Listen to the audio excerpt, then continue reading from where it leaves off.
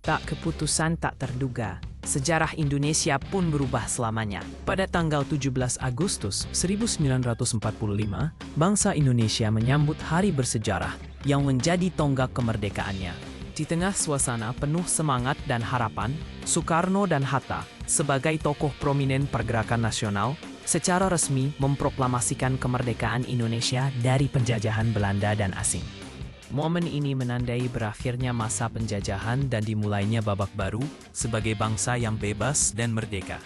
Proklamasi ini disambut meriah oleh seluruh rakyat Indonesia sebagai simbol perjuangan, tekad, dan cita-cita untuk hidup secara merdeka dan berdaulat.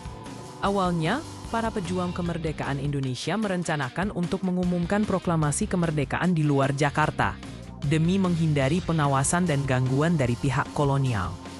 Namun setelah mempertimbangkan berbagai faktor dan keamanan, mereka akhirnya memutuskan untuk melaksanakan proklamasi di rumah Bung Karno di Jakarta.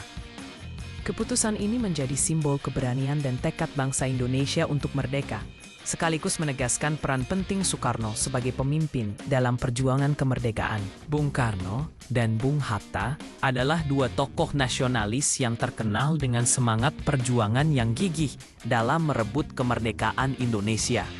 Mereka bekerja keras dan tidak pernah menyerah dalam memperjuangkan hak rakyat Indonesia untuk merdeka dari penjajahan. Berkat perjuangan mereka, Indonesia akhirnya meraih kemerdekaan pada tahun 1945. Kisah mereka menginspirasi kita semua untuk tetap semangat dan terus berjuang demi masa depan bangsa. Dalam video ini, kita mengenang sosok pahlawan nasional Jenderal Sudirman yang berjuang dengan gigih memimpin pasukan gerilya di tengah berbagai tantangan.